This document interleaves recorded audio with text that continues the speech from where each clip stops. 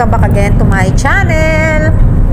At dahil wala namang pasok ngayong araw na to sila papang sa work tsaka sa school si Casey, isipan namin na mag-ikot-ikot muna kami dito sa ilang lugar dito sa Brunei. So ayan guys, nakikita ninyo ang ganda ng mga buildings dito. Napaka ano pa dito, very green at saka hindi pa siya talagang polluted dito sa Brunei. Ang sarap mag-ikot-ikot dito kasi masyado pang maraming mga puno. Andito na kami ngayon sa Kopitiam Sunway. Dito lang naman to sa May Manggis. First time lang namin dito makakakain. Tatry namin kung masarap yung kanilang noodles. So mag-noodles lang naman kasi kami. Snacks lang naman kasi.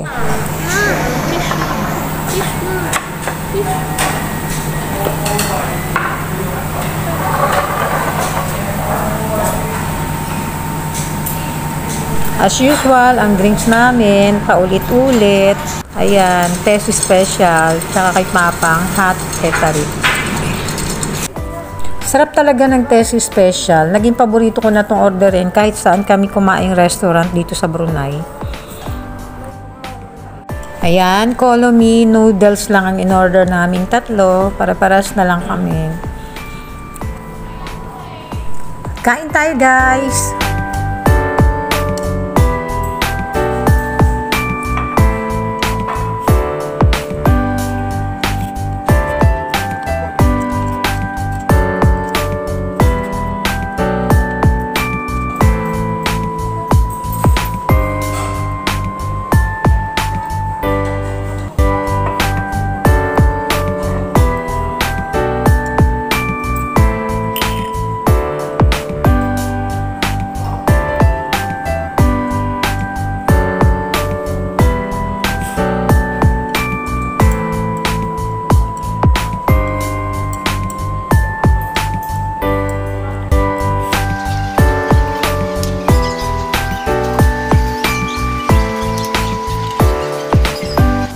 Masarap din naman pala ang Kolomi nila dito. Baka babalik din kami rito sa ibang mga araw. Tapos na kami kumain. Nauna na akong lumabas. Andun pa si Papang at saka si Casey. Nagbabayad pa kasi sila eh. Ay, ayan na. Nakabayad na pala sila, palabas na. Libre. Kumuha lang pero walang bayad. On the way naman kami ngayon, papunta ng Gadong sa Damol. Doon naman kaming mag-ina, iikot-ikot kaming dalawa lang ni Casey. Hindi na si Papang sumama dito sa loob ng Damol kasi napapagod na daw siya. So, idinrap niya na lang kami ditong dalawa ni Casey. Kaya kaming dalawa na lang muna ang mag-iikot-ikot dito. At saka may bibilhin din naman kasi kami. Ayan ang bibilhin namin, Lexus car. Charot. Wish ko lang.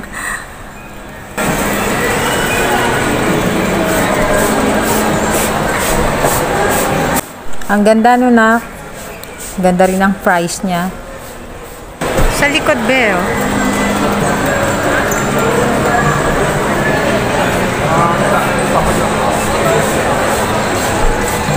Eto ding isa, oh. Super ganda.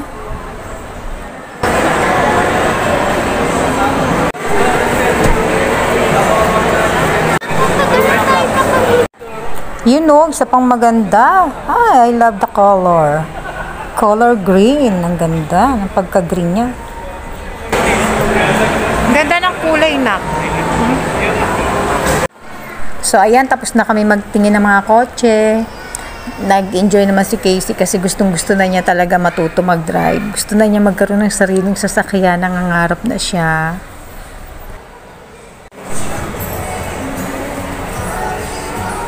Ay, magtingin ng damit. Nagtitingin na siya ng relo kasi sabi ko nga yung coming birthday niya ay re-regaluhan ko siya ng relo. Napagod kakalakad dito sa loob ng Damol, magpapalamig muna kami. Ayan, manginginain muna kami ng ice cream dito sa Liao Yao Ice Cream.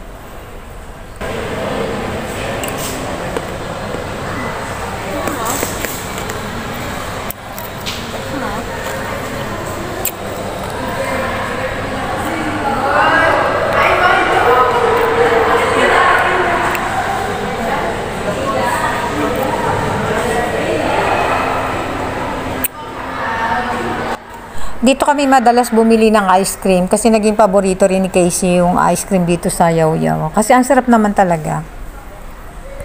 Doon tayo.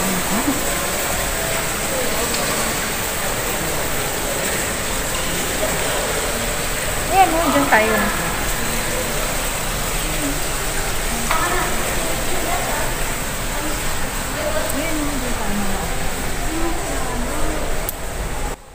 Hanap muna kami ng mauupuan habang hinihintay namin yung reply ni Papang. Kasi nagpapasundo lang kami gabi na kasi.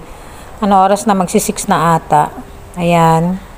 Ayan, dito na muna kami sa lobby ng hotel nitong The Mall. Dito muna kami mag-upo-upo. Baka kasi nakatulog si Papang. Kaya hindi pa siya nagre-reply sa message namin para sunduin na kami.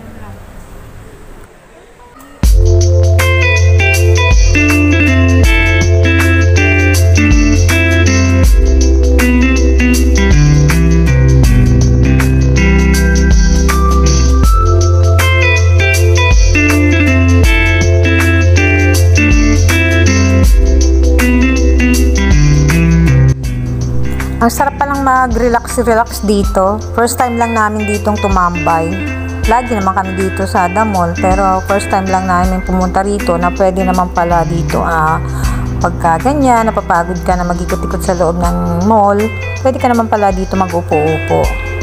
Wala naman palang sisita sa'yo. Dati kasi tinitingnan lang namin, akala namin yung mga naka-check-in lang dito sa hotel na to, yung pwedeng tumambay dito sa lobby. Pwede naman pala. So next time, alam na namin kapag balik namin dito at napagod kami ulit ng kaikot dito sa The Mall, pwede kami dito mag-relax.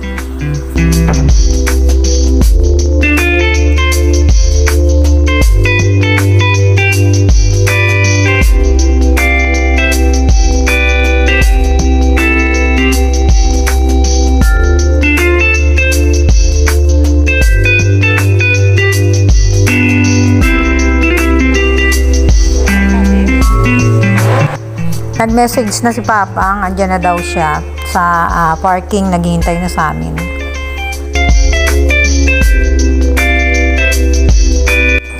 Palabas na kami ng The Mall, doon na lang namin siya hintayin sa harap ng sa may pinaka-entrance.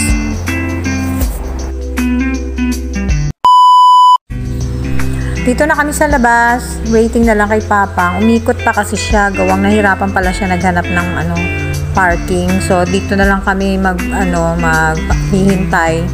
Dito na lang niya kami pipick upin sa harap nitong The Mall.